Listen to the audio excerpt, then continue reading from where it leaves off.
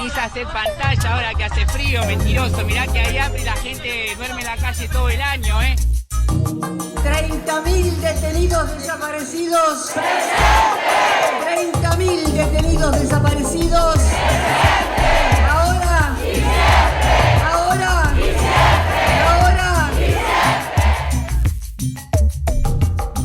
¡Estoy cansada ya! ¡No quiero volver a los comedores! ¡No quiero volver como en otra época a comer de comedores! ¡No quiero!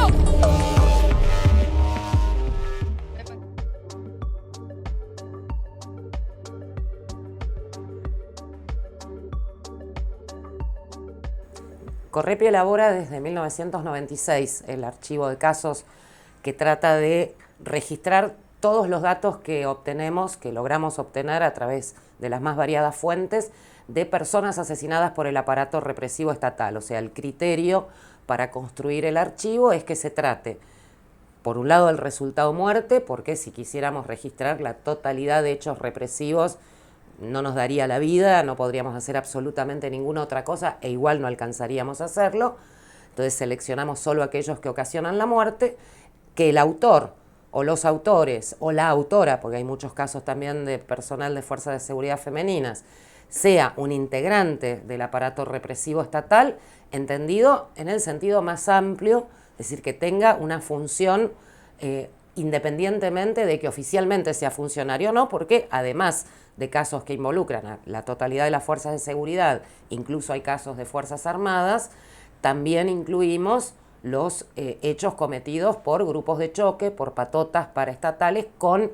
participación policial en otra función, como por ejemplo el caso de Mariano Ferreira, donde si bien quien dispara es un civil, Harry Favale, todo el armado del operativo contó con la participación necesaria, e incluso fueron condenados como partícipes necesarios del homicidio calificado, comisarios de la Policía Federal. Lamentablemente no llegamos hasta los integrantes de los distintos ministerios, que también formaron parte, como quedó claro con los audios que se obtuvieron en la intercepción de los teléfonos del Ministerio de Seguridad, del Ministerio de Obras Públicas, de la Secretaría de Transporte y del Ministerio de Trabajo, o sea, Aníbal Fernández, Devido, Tomada, etc. En tercer lugar, también tenemos muchos casos, no, por supuesto no son la mayoría, pero es una cantidad respetable de integrantes de agencias de seguridad privada, donde a veces son policías o ex miembros de otras fuerzas, a veces son miembros de fuerzas de seguridad en actividad, que además tienen la changa de la seguridad privada, a veces son particulares, muchas veces familiares de miembros de fuerzas de seguridad, pero lo que siempre ocurre es que la agencia es propiedad de un integrante, y además jerárquico, de una fuerza y además tiene una supervisión estatal, porque hay uso de armas. Entonces, en ese sentido incluimos, y hay algunos casos muy excepcionales de otros funcionarios, por ejemplo del Poder Judicial, que han fusilado personas y que los entendemos parte, más allá de que sean particulares en términos de que no forman parte de la fuerza de seguridad. Si sos un juez federal como Bonadío o si sos un fiscal general de un departamento judicial como el de San Isidro, como el fiscal Novo, que son dos casos de funcionarios judiciales que han fusilado gente por la espalda y de manera absolutamente encuadrable en un caso de fusilamiento, también están incluidos en el archivo. Entonces ese es el criterio general. No esquivamos tampoco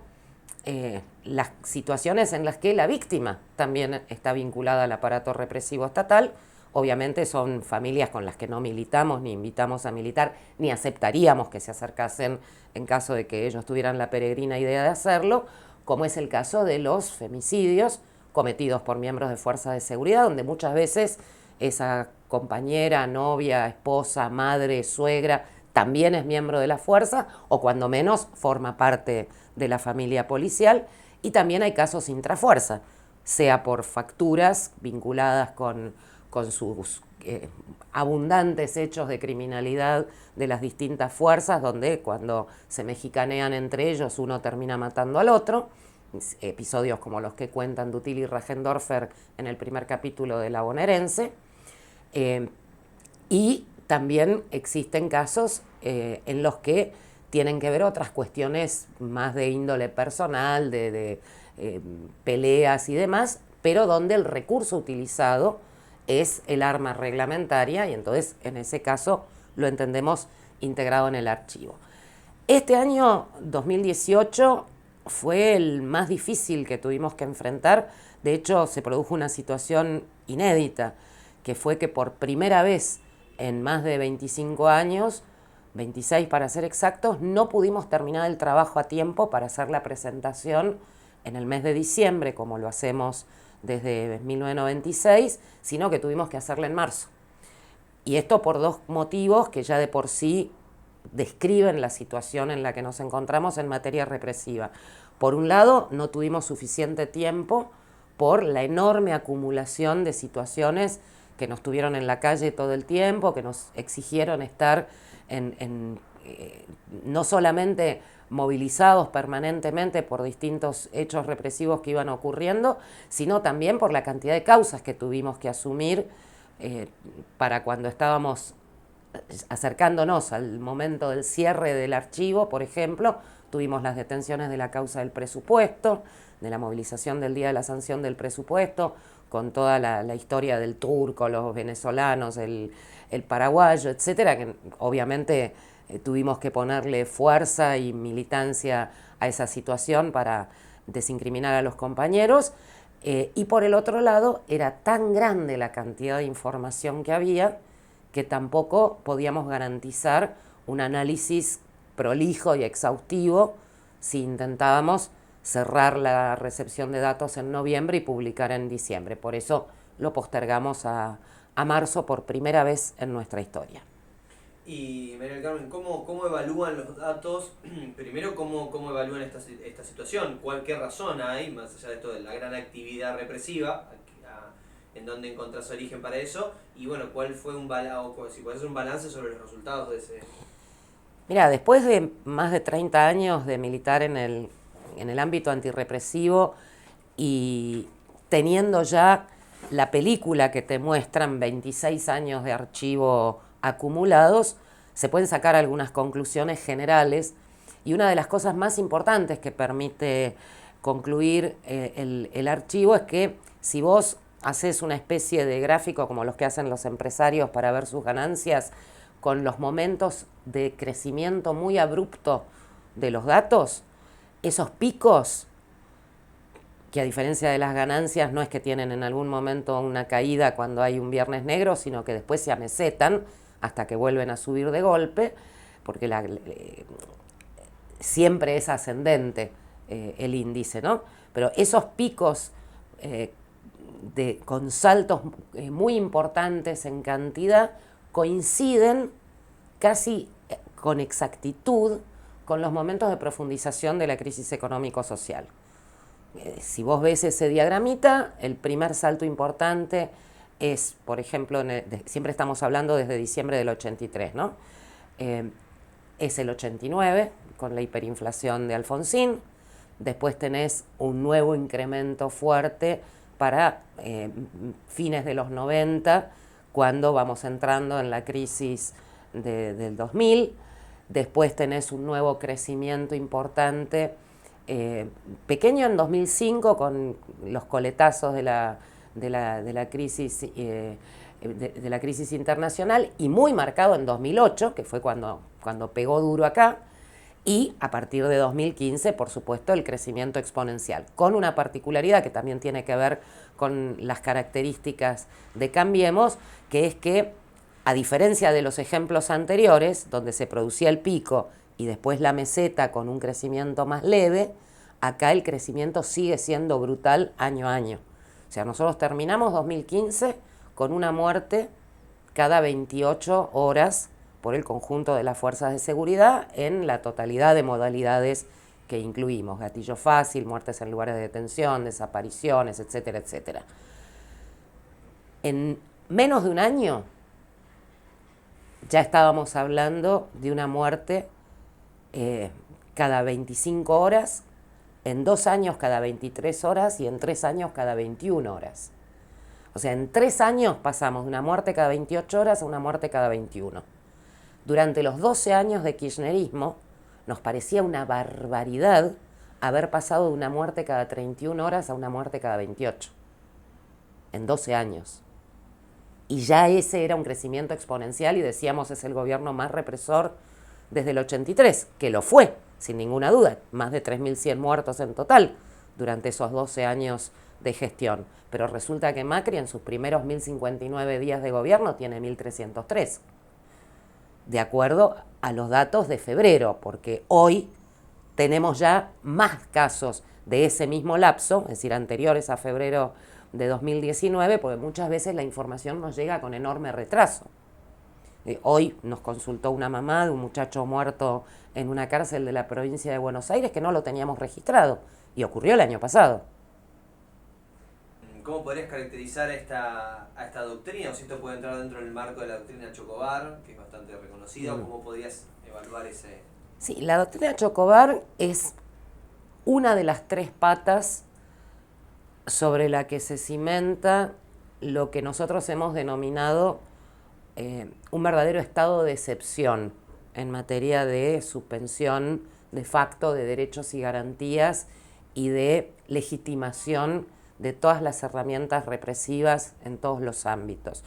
O sea, si bien desde diciembre de 2015 fue evidente el crecimiento y la profundización de todas las modalidades represivas existentes, vos ubicate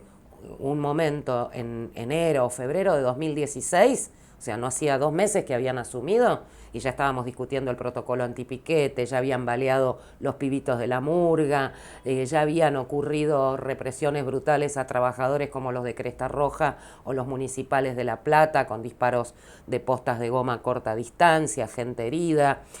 ya habían ocurrido una cantidad de casos de gatillo fácil y de muertes en lugares de detención que mostraban ya que íbamos a tener un año récord, se acababa de dictar la emergencia nacional en seguridad que permite, porque sigue vigente, distraer fondos de cualquier lugar asignado por el presupuesto para destinarlo sin ningún tipo de control legislativo al área de seguridad, es decir, a pertrechamiento, a comprar toda esa aparatología que todo el tiempo está Bullrich mostrando, Bullrich y los ministros de seguridad de las provincias, por cierto, porque esto es a nivel nacional, ¿no? Independientemente del color político de cada gobernación o de la jefatura de gobierno, aunque también hay un dato que es importante tener en cuenta y es que todo esto se veía muy fuertemente en el ámbito de la provincia y de la ciudad de Buenos Aires y a nivel de las fuerzas federales, porque por primera vez también en más de 30 años, nación, provincia y ciudad tenían la misma dirección política, o sea, era la misma agrupación política la que estaba ejerciendo el gobierno en los 3 ámbitos, y eso unifica el 70 y pico % del total de la fuerza de seguridad del país. O sea, si vos sumás bonaerense, más federal, más prefectura, más gendarmería, más lo que entonces era metropolitana, es mucho más de la mitad del total del aparato armado del país. Entonces, en ese momento era evidente ese crecimiento brutal. Pero, a pesar de eso, nos esperaba lo peor, que comenzó, por ponerle una fecha nada arbitraria, con la desaparición forzada de Santiago Maldonado en agosto de 2017, apenas un poquito tiempo después, el fusilamiento de Rafael Nahuel, y también, apenitas un par de meses después, el episodio del fusilamiento de Juan Pablo Cúcuc por el policía Chocobar. Esos son los 3 hechos que forman ese trípode que modifican radicalmente la situación, porque a partir de allí lo que vemos es, por primera vez en nuestra historia, y no solo en nuestra historia post-83, sino en toda nuestra historia, con la única excepción de los periodos de dictaduras militares, donde incluso ahí se trataba de disimular un poquitito la cuestión represiva, tratando de simular en algunas de las distintas dictaduras, tratar de darle un poquito de viso con algún fallito de la Corte, como ocurría con Onganía, por ejemplo, por supuesto no durante la última, pero por primera vez en nuestra historia, un gobierno civil, un gobierno electo por el pueblo, que sale frontalmente a afirmar frente a personas fusiladas por la espalda, como Juan Pablo Cuco o como Rafael Nahuel, manifiestamente desarmados. Lo de Juan Pablo está filmado, se ve que está corriendo con las manos vacías. Lo mismo se va a reproducir después con Ariel Santos, el que fusila en la moto la policía Carla Céspedes, que esa es su política de Estado y que ese es el legítimo cumplimiento del deber por parte del funcionario de gendarmería, de prefectura o de policía, porque ahí está la clave de por qué tomamos estos 3 episodios como la pica en Flandes que pone Cambiemos en materia represiva, cuando nos dicen yo vengo acá a cambiar toda la relación capital-trabajo para cumplir con las necesidades de la gran burguesía, de la que no soy mandatario, sino que soy yo mismo, porque esa es la característica central del gobierno de Cambiemos. Por algo se habla de esto del gobierno de los CEOs, el país atendido por sus propios dueños. Ellos no son mandatarios de los poderosos, son los poderosos, son los dueños de las empresas. La Secretaría de Energía te la dirige el ex CEO de la compañía petrolera extranjera, etcétera, etcétera, y el propio Macri. Entonces, de la misma manera que vinieron a hacer esa gran reestructura frenada a medias a partir de enormes movilizaciones populares como las de diciembre de 2017, que si bien no pudo impedir la reforma previsional, sí tuvo un costo importante y de hecho frenó el resto de las reformas que empezaron a salir en cuentagota. Todavía no han logrado meter completa la reforma laboral. Para poder hacer eso necesitan también una reestructuración a fondo de todo el funcionamiento del aparato represivo. Y eso empezó a manifestarse y a hacerse a fondo a partir de mediados de 2017 y continúa. Hoy los mejores ejemplos los tenemos en el Congreso. Tenemos un proyecto de reforma del régimen penal juvenil que no solo contiene la peligrosísima baja de la edad de punibilidad a 15 años, 14 si llega a salir el de Massa, sino que además tiene toda una serie de herramientas que se compadecen con los proyectos del Ejecutivo. Por ejemplo, el gobierno de la ciudad ya está construyendo, tiene aprobado ya en un decreto la construcción de una mega cárcel para niños, niñas y adolescentes en Castañares y Bonorino, a donde se va a trasladar todo lo que hoy funciona en los ya traspasados a la ciudad institutos de menores, el Belgrano, el Roca, el San Martín, etcétera, que por las dimensiones que va a tener, indica que va a haber mucha más cantidad de niños y niñas y adolescentes detenidos y detenidas. A ese régimen penal juvenil que garantiza el derecho a la condena, no el derecho a la defensa, como nos dicen en la exposición de motivos, se suma el proyecto de Código Penal, que es la gran batalla que tenemos que dar este año para impedir su sanción, que por un lado prácticamente convierte en regla la prisión efectiva tanto durante el proceso para personas imputadas como el cumplimiento efectivo en caso de condena, sea cual sea el monto de la pena, porque solo excepcionalmente y a criterio del juez y en muy particulares circunstancias habilita alguna medida alternativa, una excarcelación durante el proceso o una pena de ejecución condicional o una libertad asistida. El otro día, conversando con algunos compañeros y compañeras de Correpi, uno decía, fijémonos bien a partir de, si lo llegan a aprobar, de cerrar bien la puerta cuando salgamos de casa, porque capaz que llegamos de laburar y nos encontramos a Bullrich y Garabano apilando presos en el living, porque no van a tener dónde meterlos si ese código pasa. Pero además de eso, en el proyecto del Código Penal se crean nuevas figuras todavía peores que las que ya existen para directamente criminalizar la protesta, como esto de convertir en un delito arrojar objetos contundentes durante una manifestación con la aclaración aun cuando no causen daño ni lesiones. O sea, tiro el sombrero al aire porque estoy contenta por algo que pasó y eso es un delito, o tirás una botellita de plástico al tacho y te cayó en el piso, bueno, esa es la conducta delictiva que se pena, si es en el marco de una movilización. Y se completa esto, además de la elevación de penas y la creación de nuevas figuras,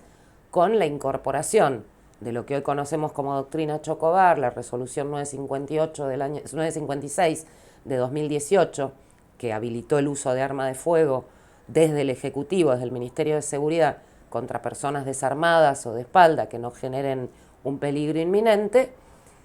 que se incorpora como una nueva causal de justificación en el artículo 34 del Código. Es decir,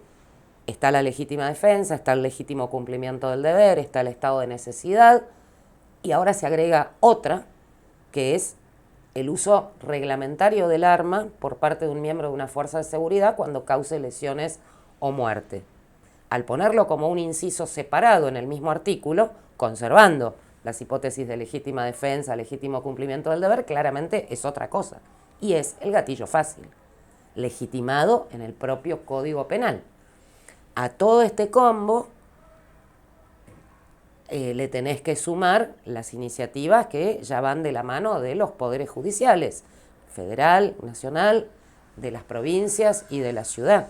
O sea, estamos viendo cosas en tribunales que no hemos visto jamás en 30 y pico de años de estar pateando tribunales, defendiendo presos y presas políticas o tratando de encarcelar represores. Padres de pibes muertos por policías a los que se les impide acceder como querellantes a ser parte de la causa, con el argumento de que si el hijo estuviera vivo estaría acusado por la tentativa de robo que el policía dice que sufrió,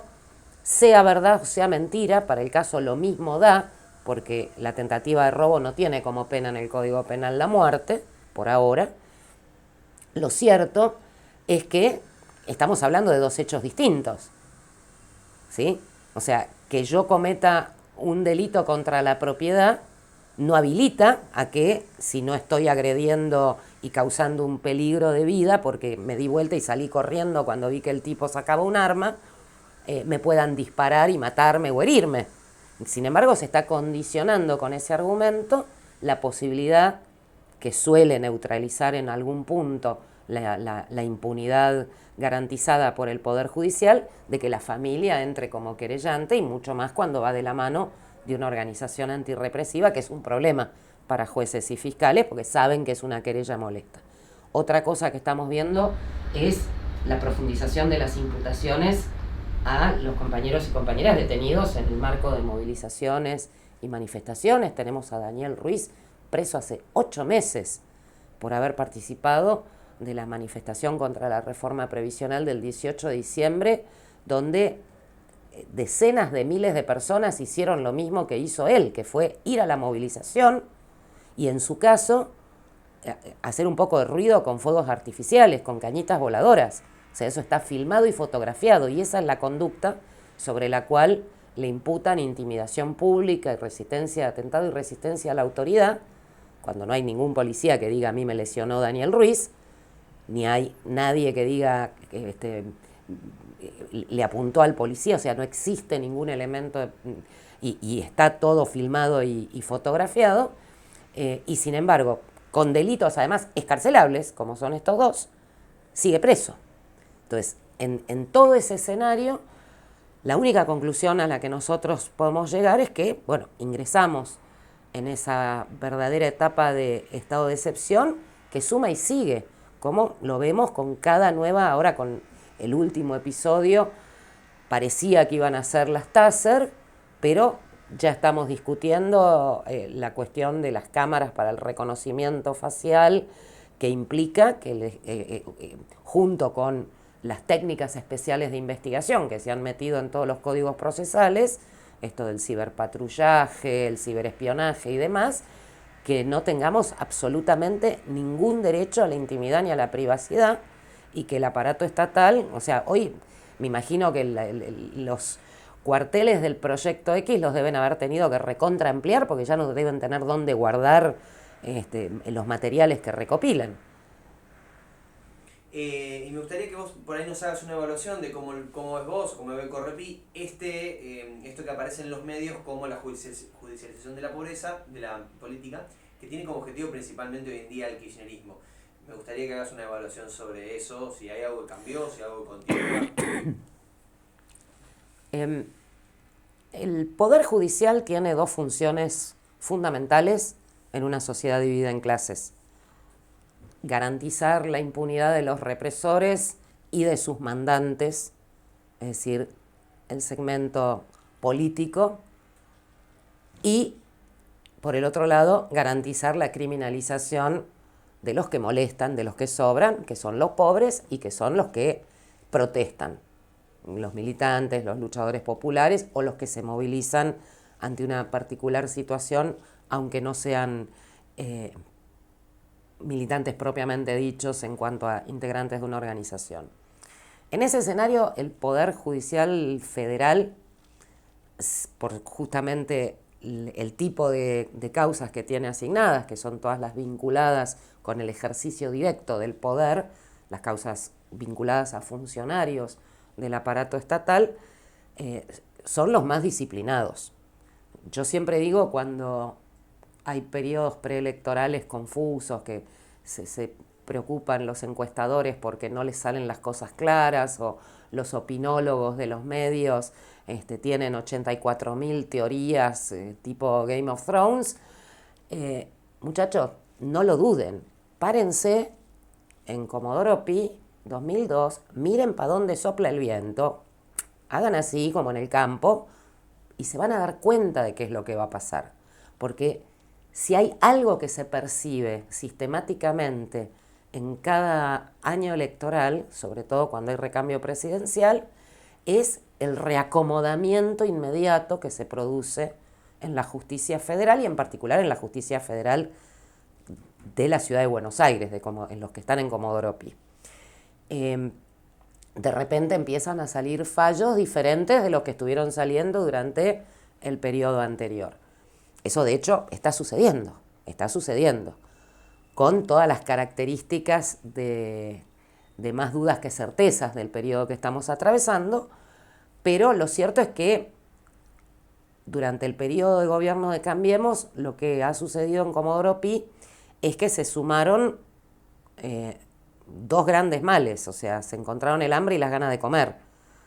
Naturalmente, por las propias características de nuestro Poder Judicial, son mucho más frecuentes los jueces de derecha que los tibiamente moderados, porque más allá de tibiamente moderados no vas a encontrar, porque no te daría el plafón para ingresar a los niveles jerárquicos del Poder Judicial. Y a esa característica clásica, sumado un gobierno que aplicó un disciplinamiento brutal sobre todo el Poder Judicial. Hay que acordarse de Macri, casi en conferencia de prensa, amenazando a los camaristas laborales con juicio político si seguían sacando sentencias a favor de los trabajadores y no de las empresas. O sea, por el 10% de eso, en un país relativamente normal, le haces un juicio político al presidente. El artículo 109 de la Constitución dice que el Poder Ejecutivo no puede tener injerencia sobre las decisiones del Poder Judicial, porque justamente su principal característica teórica, dogmática en una república es la independencia. Yo siempre digo independiente del rey de España, porque lo que es del gobierno nacional, nunca. Pero tampoco nunca habíamos visto semejante desfachatez en decirlo públicamente. O sea, no es como hacía Corach, que los llamaba uno por uno a los jueces a decirles lo que tenían que hacer. Me tocó que el primer juez que llevó la causa a Bulacio un día me dijera, era un juez muy particular, muy susceptible a las presiones, entonces estaba entre la movilización popular por un lado y las presiones del gobierno por el otro, y un día me dijo, me llaman todos los días del ministerio, era un hombre gordo, entonces hablaba así medio confuso, me llaman todos los días del ministerio, no sabe cómo me tienen loco, doctora. Bueno, eso ocurrió siempre, no solamente Corach, convengamos, ¿no? Cada gobierno tiene sus operadores políticos, pero ahora te lo dice el presidente en cadena nacional. Es lo mismo que decíamos recién de esta legitimación pública como política de Estado de la represión. 30 años Correpi tratando de explicar por qué no es un policía, es toda la institución, por qué esa institución no actúa como se le da la gana, o porque esté mal educada, o le falte formación, o haya que generar una política específica para que responda al mandato constitucional, sino que es el brazo armado del Estado administrado por el gobierno de turno y por ende hace lo que el gobierno la manda a hacer. Ahora, eso te lo explica Patricia Bullrich, después de Rafael Nahuel, después de Chocobar. Entonces, lo que está sucediendo en Comodoro, por ejemplo, en el caso que a nosotros más nos convoca y preocupa, que son las detenciones de compañeros y compañeras por reclamos sindicales, por movilizaciones, etcétera, es, por un lado, la creación de facto de todo el herramental del espionaje electrónico, sin siquiera haberse modificado en ese punto todavía el Código Procesal Penal en las causas del 1 de septiembre de 2017, la del mes de la desaparición forzada de Santiago, la de la OMC del 12 de diciembre de 2017, la del 14 y la del 18, las dos de la reforma previsional. Distintos jueces federales, porque en algunas intervino Martínez Di Giorgi, en otras Bonadío, en otras Torres, aplicaron esto de el ciberpatrullaje, que consiste en revisar todos tus perfiles de redes sociales, tus posteos, ver quién te sigue, a quién seguís, o sea, armar una especie de autopsia psicológica a partir de los vínculos y de las cosas que decís en las redes. En segundo lugar, los dispositivos electrónicos. A la gente que fue detenida en esas movilizaciones les secuestraron todo lo que tenían encima. Prácticamente todos tenían teléfono celular, muchos tenían tablets o computadoras portátiles, notebooks, laptops, porque salían de trabajar y la tenían en la mochila como herramienta de trabajo, o porque eran trabajadores de prensa que estaban con la tablet registrando. En todos los casos, no solamente se verificó, por ejemplo, si había un chat del día específico diciendo, bueno, dale, ahora vamos a prender fuego a la Casa Rosada, sino que se descargó todo el contenido de los aparatos, mensajería, contactos, archivos. Y todos sabemos que nos llegan 8.000 millones de WhatsApps con archivos que no sabes ni quién te lo está mandando y vos abrís para ver de qué se trata y de pronto te encontrás, no sé, con una declaración del movimiento No TAP de Italia que de alguna manera te apareció en tu teléfono. Bueno, todo eso para fundamentar después los procesamientos. Hubo una situación absolutamente grotesca con dos chicas que fueron detenidas en dos momentos distintos en la movilización del 1 de septiembre, donde se justificó su procesamiento con el argumento de que cada una tenía el teléfono de la otra y además tenían 9 o 10 contactos en común. Claro, eran hermanas. Entonces tenían el teléfono de la mamá, del papá, de los otros hermanos, del tío, de la abuela. O, por ejemplo, que había contactos en común entre todos los detenidos y detenidas del 14 de diciembre, aunque no se conocieran entre sí. Y sí, por ejemplo, muchos tenían el teléfono que circula en los comunicados de Correpi como teléfono para avisar cuando hay detenciones en movilizaciones, que es el mío, que es imposible que nadie no lo tenga, y que muchas veces los compañeros o las compañeras se lo agendan como teléfono de emergencia para mandar el mensajito en el momento de la detención y que por lo menos alguien se entere de lo que está sucediendo. Bueno, imagínate lo que significa que un juez federal esté fijándose a ver qué páginas de internet abriste, qué documentos descargaste para leer, que no se te ocurra descargar, qué sé yo, uy, mira, manual de la cocina anarquista, a ver qué dicen estos locos. Listo, subversivo. De hecho, se intentaron aplicar con estos argumentos figuras como la rebelión. A los compañeros del Partido Obrero, César Aracaki y Dimas Ponce, y al compañero todavía perseguido del PSTU, Sebastián Romero, el fiscal los quiso imputar por rebelión, que es tomar las armas para alzarse contra el gobierno constitucional. Una locura. es un banderín del Partido Obrero, es alzarse en armas contra las autoridades legítimamente constituidas. Entonces, todo eso es lo que vino sucediendo en Comodoro Pi. Curiosamente, al mismo tiempo que empezó a haber cierto sacar el pie del acelerador en las causas vinculadas con funcionarios del gobierno anterior, que debo hacer la aclaración que en muchos casos quiero ver presos por otros hechos, no por lo que están presos, que no da en ningún caso la coyuntura procesal para justificar una prisión preventiva, pero hay casos a debido, yo lo he querido meter preso no solamente por Mariano Ferreira, también por la tragedia de Once, que no es una tragedia, que fue una masacre, pero justamente al mismo tiempo que se sacó un poquito el pie del acelerador en esas causas y empezaron a producirse algunas libertades o algunas imputaciones de menor cuantía que habilitaban otras soluciones alternativas a la prisión preventiva, más allá de la situación también escandalosa e imposible de explicar de Milagro Sala, por ejemplo, donde no se puede entender qué hace esa mujer presa, no hay forma de fundamentar técnicamente con cierto viso de legitimidad esa prisión preventiva. Simultáneamente aflojaron también un poquito la presión en relación a las causas contra manifestantes, pero con un truquito muy astuto.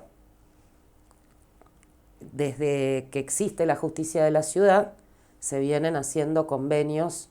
parciales de transferencia de delitos del ámbito de la justicia criminal y correccional nacional al ámbito de la justicia penal contravencional y de faltas de ciudad. El último delito que se acaba de transferir, y se transfirió a principios de 2018, es el delito de atentado y resistencia a la autoridad, que es la plancha que te ponen en cualquier detención por una movilización. Porque además explica por qué lo tengo al preso o a la presa todo machucado, porque tuve que aplicar la fuerza física necesaria para vencer la resistencia del incuso, que es lo que escriben los policías en su declaración. Entonces, a partir de 2018, las causas por las detenciones en movilizaciones han empezado a tener intervención de la justicia de la ciudad, no ya de la justicia nacional, ni ordinaria, ni federal. Que con la reestructuración de las comisarías, en el cambio de policía metropolitana y federal a policía de la ciudad, más el procedimiento bastante escabroso que tiene la justicia de la ciudad, de facto te determinan que cualquier detención por un delito menor, sea un atentado de resistencia en una marcha, sea un pibito con un porro en el bolsillo, o sea, situaciones en las que con el sistema nacional y con el Código Procesal Nacional se hubieran resuelto en cuanto a la soltura en comisaría en pocas horas, después te ocupás de tu defensa en la causa, ahora implican 24 a 48 horas de detención y muchísimas horas desde el momento de la detención sin saber a dónde tenés que ir a asistir a esa persona detenida. Porque antes era muy sencillo, si a mí me detenían en Congreso, iba a la comisaría de Congreso la gente que me estaba buscando. Si me detenían en Plaza de Mayo, iban a Perú, y así sucede. Si te detienen acá en tribunales, vamos a La Valle, o si no a la de Tucumán, según la zona. Era sencillo. O te fijabas el número de dependencia en el patrullero que se llevaba al preso o en el camión de traslado que se llevaba al preso. Ahora no. Tenés solamente 8 alcaidías en toda la ciudad, o sea, no hay detenidos en todas las comisarías, sino solamente se han habilitado un determinado número de comisarías que tienen adjunta una alcaidía. Y arbitrariamente, independientemente del lugar donde vos seas detenido, o por la fuerza, por la comisaría o la dependencia que seas detenido, te trasladan a alguna de esas alcaidías.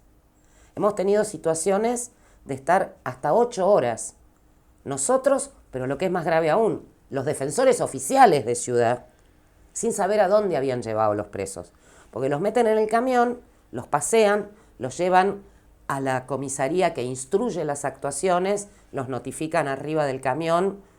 Te imaginas que eso ya te comió 2 o 3 horas. Y después, y estos van a la de Constitución, estos van a la de Floresta, estos van a la de Lugano. En las últimas detenciones, la última movilización con detenciones que hubo, cuando fue la detención de los feriantes de San Telmo, ese domingo, bueno, teníamos gente detenida a media cuadra de la comisaría, en pleno San Telmo. Unos estaban en Constitución, otros estaban en Lugano y otros estaban en Floresta. Promedio estamos tardando 5 o 6 horas en ubicarlos. Y lo mismo le pasa a la Defensoría Oficial. Entonces, si bien no interviene la justicia federal y la imputación es de menor calibre, pues la justicia de la ciudad no puede hablar de rebelión, por ejemplo, no es un delito de su competencia todavía, lo cierto es que tardaron 48 horas en salir, porque además los fiscales de ciudad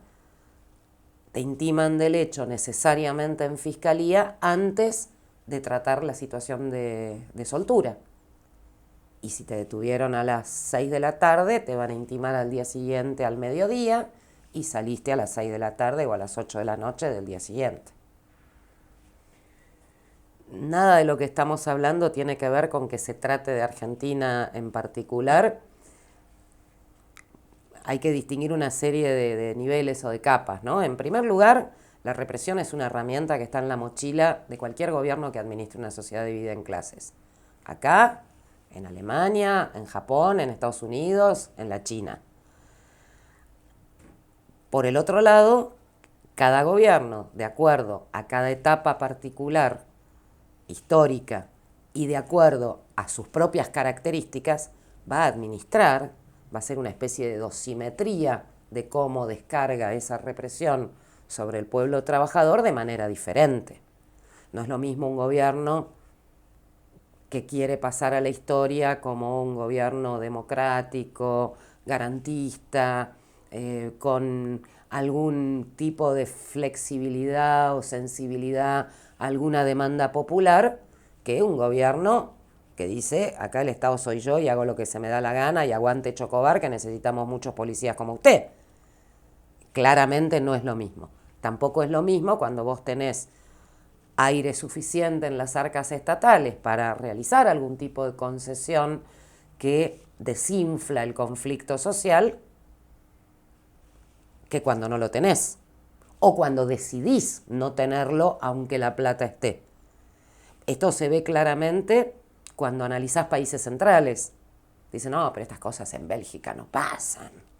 Bueno, en Bélgica, cuando fue la crisis de la subprime y empezaron a rajar gente de las fábricas, me acuerdo un episodio puntual sobre el que escribimos una notita que está publicada en nuestra página web hace un montón de años, donde se desalojó con tanques de guerra, una fábrica automotriz tomada por los obreros. No nos olvidemos de la policía, la muy prolija Scotland Yard, fusilando al pibe brasileño en el subterráneo.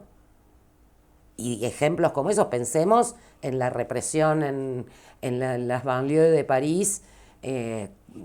como respuesta al levantamiento de los pibes, hijos de inmigrantes, y como respuesta a un caso de gatillo fácil, que fue lo que detonó las primeras grandes movilizaciones, la quema de autos y demás, precisamente en plena crisis capitalista. Entonces, o pensemos en la situación de los colectivos más vulnerables como los inmigrantes encarcelados, igual que acá tenemos los presos, las mulas del narcotráfico en el norte, en containers, bueno, en cualquiera de los países de Europa con sus rígidas políticas contra migrantes, a las que tampoco es ajeno el gobierno argentino. Entonces, por un lado eso como, digamos, tesis general. Por el otro lado, indudablemente, a nivel regional, la lectura es mucho más transparente, mucho más directa. Estamos en una etapa en la cual en todo el continente se están endureciendo las políticas represivas de la mano de los proyectos económicos y sociales. Bueno, nosotros inventamos a Macri antes que Bolsonaro. Pues lo teníamos a Macri cuando todavía ni se imaginaban los brasileños que Bolsonaro podía ganar la presidencia. Pero lo cierto es que no es lo mismo para Macri gobernar con Bolsonaro que sin Bolsonaro cuidándole la espalda hacia la frontera con Brasil. Y lo mismo vale para el resto del continente. En estos últimos tiempos ha habido una gran discusión, un gran debate del rol de los servicios de inteligencia en la justicia argentina, sobre todo con este caso ahora que estalló de D'Alessio, y me gustaría que vos hagas una reflexión sobre eso, sobre la vinculación de los servicios de inteligencia, principalmente yanquis, pero también argentinos, y cómo funciona nuestra... El tema del espionaje, de los servicios esto de servicios de inteligencia a mí me suena medio como un oxímoron, ¿no? Porque justamente no suelen demostrar mucha inteligencia en muchos casos. Es también viejo como la pasión, más allá de que claramente, así como en todo el resto de las cuestiones, Cambiemos ha ido más allá que cualquier otro y ha establecido sus propios récords, batiendo incluso los de los años previos de su propia gestión. Lo cierto es que no hay fuerza de seguridad que no tenga su aparato de inteligencia, policía, gendarmería, prefectura, ni hablar de las Fuerzas Armadas, aunque en el periodo post-dictadura quienes toman la posta más son los miembros de la Fuerza de Seguridad, porque además es parte de la reestructuración mandada por Santa Fe I, Santa Fe II, es la orden imperial y por supuesto con esos vínculos generados entre las distintas oficinas de los países centrales, en particular de Estados Unidos. O sea, la forma en que decanta el mandato imperial a veces directamente a través de la embajada. A mí siempre una cosa que me ilustró bien, la foto que ilustra esto, es la foto de las celebraciones del 4 de julio en la embajada yanqui, donde hay más jueces y fiscales que gente. O sea, uno dice, ¿pero qué está haciendo toda esta gente que son funcionarios del Poder Judicial en el Día de la Independencia Norteamericana saludando al embajador? O sea, que esté el ministro de Relaciones Exteriores, hasta el presidente, bueno, lo entendés, relaciones internacionales, es su laburo. Pero ¿qué hacen ahí los jueces? Y sin embargo están. Entonces, eso por un lado. Por el otro, hay episodios históricos que demuestran de qué manera operan en las sombras y a veces no tan en las sombras y a veces se entregan entre ellos estos personajes. En esto del cambio de aires en Comodoro Pi que hablábamos antes, una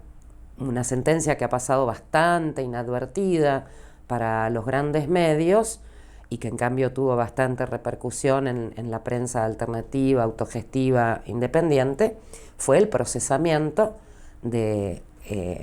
el espía de la Policía Federal que durante 11 años estuvo infiltrado en una agencia de comunicación popular, en la agencia Walsh, Américo Balbuena, y de sus dos jefes en la Policía Federal, por supuesto sin prisión preventiva. Eso no ocurrió.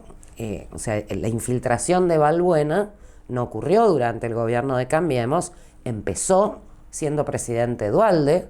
y continuó durante todo el kirchnerismo y lo descubrimos durante el kirchnerismo. Lo mismo sucedió con el Proyecto X. El Proyecto X atravesó 4 o 5 gobiernos y sigue existiendo hoy como central de recopilación de datos a cargo de Gendarmería, con la particularidad de que Gendarmería tiene más tecnología y más neuronas que la policía, tienen muy buenos profesionales, eso es absolutamente cierto, lo vemos en cualquier labor pericial que se les encomienda. Desde el punto de vista técnico tienen buen desempeño, no dejan de usar uniforme, por supuesto, como lo demuestra el fallo de hoy de Rafael Nahuel, donde la pericia de Gendarmería es refutada por peritos civiles y la Cámara justamente la descarta por haber sido ordenada desde el Ministerio de Seguridad. Y por el otro lado, a partir de que Gendarmería en estos últimos 15, 20 años ha trocado su función y ya no custodian la frontera, sino que intervienen en los conflictos sociales y patrullan a diario los barrios y las rutas y las calles de nuestro país como a la par de la policía y a veces en mayor cantidad en algunos sectores. Entonces, todo eso ha crecido exponencialmente. sobre todo en estos últimos 3 años en los que su intervención se ha profundizado mucho más y ha habido un alto nivel de reclutamiento. Informes de inteligencia sobre las organizaciones populares aparecen a cada rato en las causas penales. A veces logramos descubrirlas, a veces es información que está fuera de nuestro alcance, porque tenés que ser milico para verlo, o el juez que lo recibe lo considera material sensible y no te lo abre a las partes, ¿no?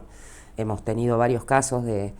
habeas data, por ejemplo, para lograr acceder a algunos de esos informes en épocas de distintos gobiernos. Pero lo que queda claro hoy, y sobre todo en esto yo creo que la causa de Alessio muestra toda esa mugre de la manera más transparente posible, más allá del resultado procesal que finalmente tenga, es de qué manera se hacen estas operaciones donde un tipo vinculado a los servicios, un fiscal federal de la nación, ministra de seguridad, etcétera, bueno, planifican a ver cómo se la damos a este o cómo logramos la impunidad de aquel. Cuando digo que esto no es nuevo, sino que como todo lo que tiene que ver con Cambiemos está agrandado tremendamente, hablábamos hace un rato de la causa por el asesinato de Mariano Ferreira. Allí hubo una causa paralela, la famosa causa de las coimas, cuando en el primer tramo de la investigación los primeros en ser detenidos son los 7 integrantes de La Patota, y justo vino la feria judicial, que es el momento en el que mejores negocios se hacen en tribunales, porque sabés qué juez queda de feria o qué fiscal o qué sala de la Cámara, y entonces ahí buscas específicamente el contacto. O sea, ni siquiera hay que hacer forum shopping o jugar con los sorteos. Y Pedraza se puso a trabajar para lograr la excarcelación y el sobreseimiento de La Patota. Y para eso trabajó con un ex juez federal, Araoz de la Madrid, que hizo de intermediario, con un funcionario de la Cámara de Apelaciones que le garantizaba que el expediente iba a la sala tal, a la sala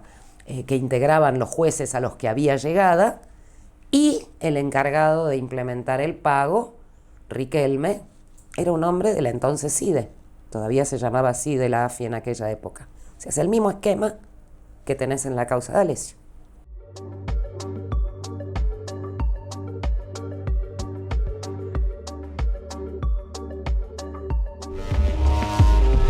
Me parece bárbaro que la gente se exprese, porque es un momento muy difícil del país y seguramente toda esta gente, como tantos otros, están sufriendo. Porque el plan económico de este gobierno democrático tiene los mismos objetivos que el de Martínez de Oz. Por eso estamos acá. Somos las organizaciones del campo popular que construimos con un objetivo común: cuestionar las políticas